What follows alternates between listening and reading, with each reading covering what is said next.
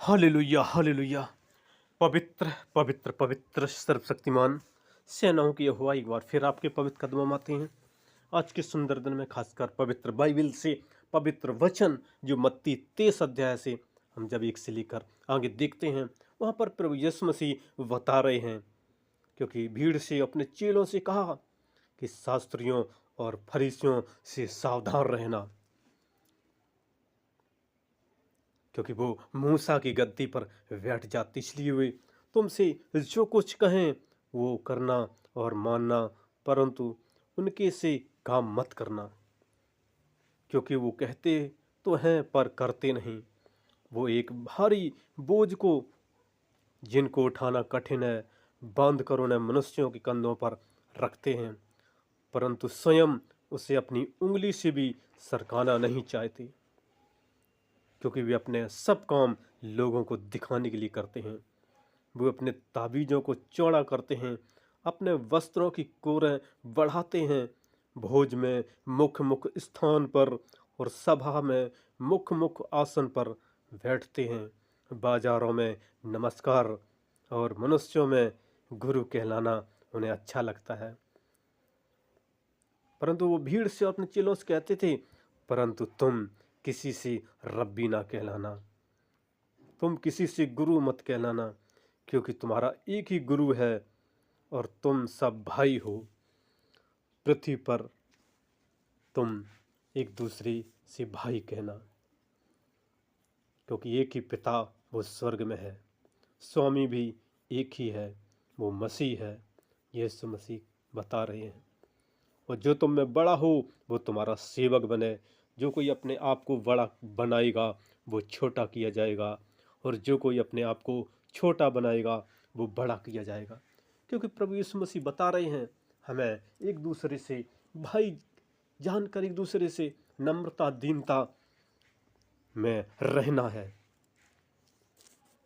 और वो कहते हैं, हे कपटी शास्त्री और फरीसियों, तुम पर हाय, तुम मनुष्यों के लिए स्वर्ग के राज का द्वार बंद करते हो, ना तो स्वयं ही उसमें प्रवेश करते हो, ना उसमें प्रवेश करने वालों को प्रवेश करने देते हो।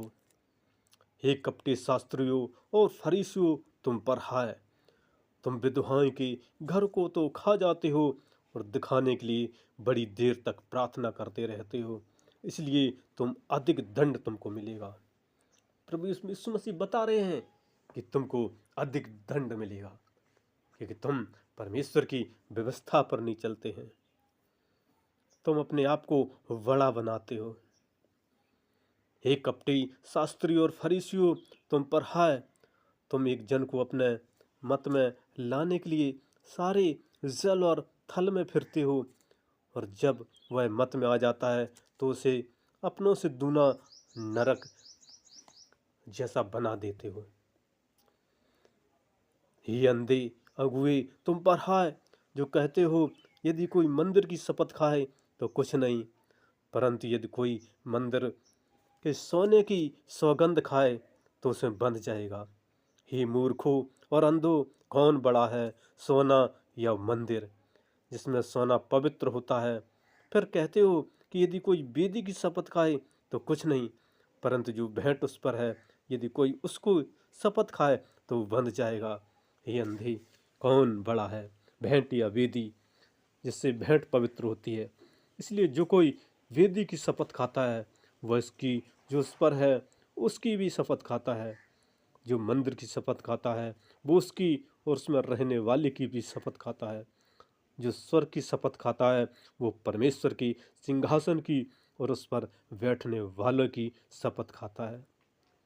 हे कपटी शास्त्रियों और फरीसियों, तुम पर हाय, तुम पुदीने और सौंफ और जीरे का दशवांश तो देते हो, परंतु तुमने व्यवस्था की गंभीर बातों का अर्थात न्याय और दया और विश्वास को छोड़ दिया है। चाहिए था कि इन्हें भी करते रहते और उन्हें भी न छोड़ते। हे अंधे अगुए, तुम मच्छर को तो छान डालते हो परंतु ऊंट को खा जाते हो।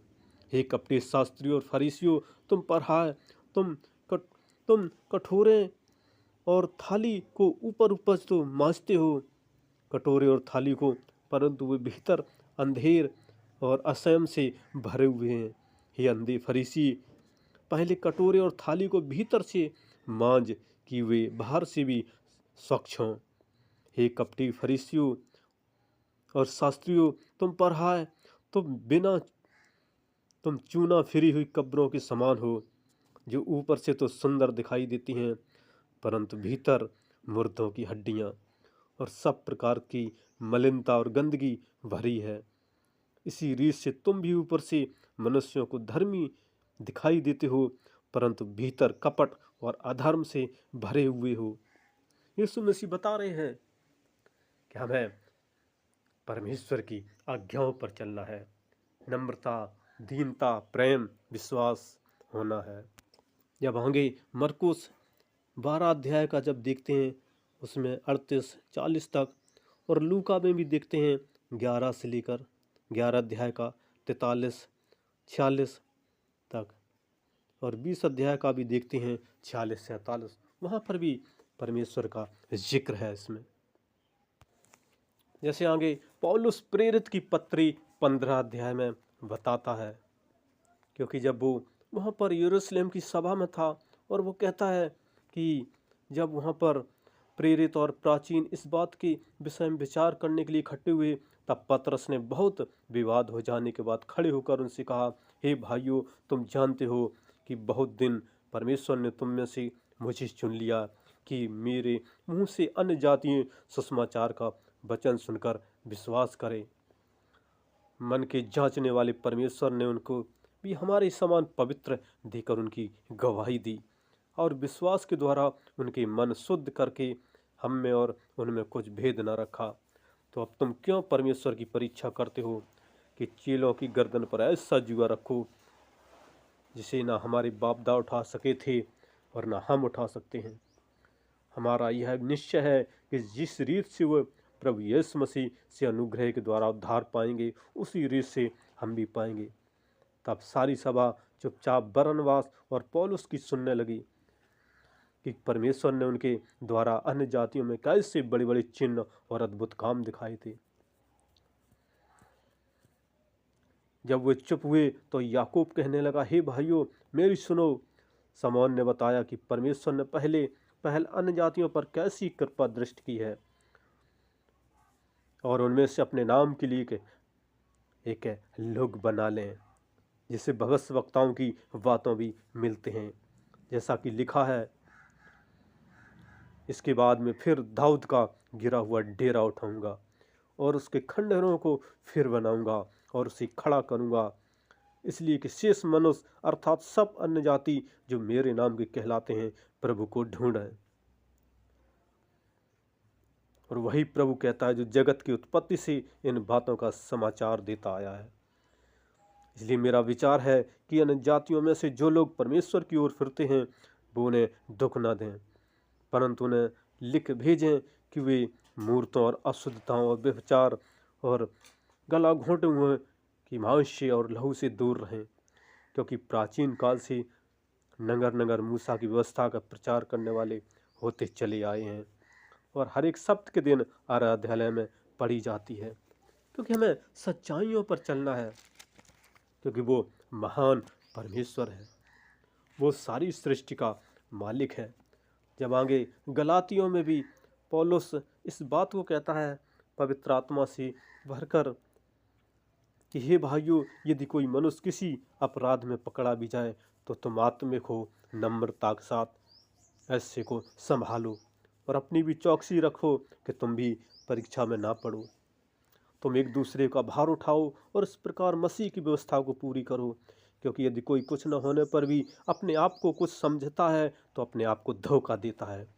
पर हर एक अपने ही काम को जांच लें, तभी दूसरे के विषय में नहीं परंतु अपने ही विषय में उनको घमंड करने का अवसर होगा, क्योंकि हर एक व्यक्ति अपने ही बोझ उठाएगा।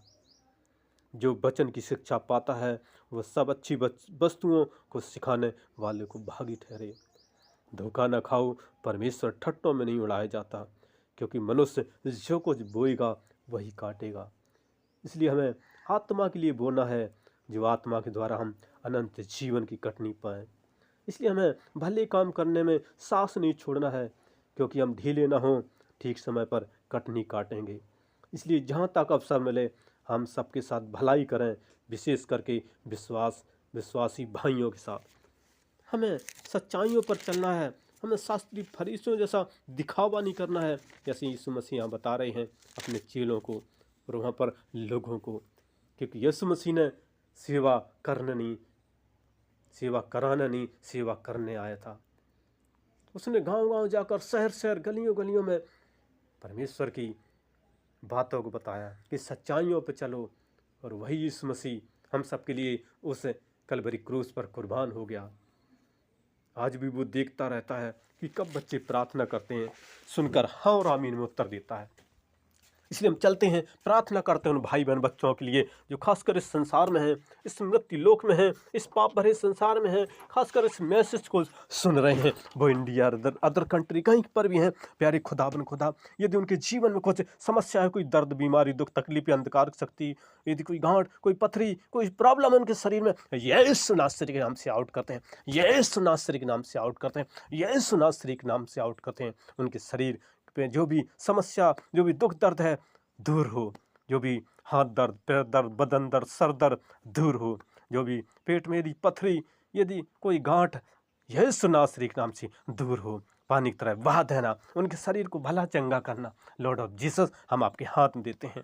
प्यारे परमेश्वर, यीशु मसीह आपने एक जन पर आशीष किया, बिलास वाला हाथ बढ़ाया, हम धन्यवाद करते हैं। आपकी पाक रूह से उनकी जीवन को आशीष मिला, इसलिए हम आपका धन्यवाद करते हैं।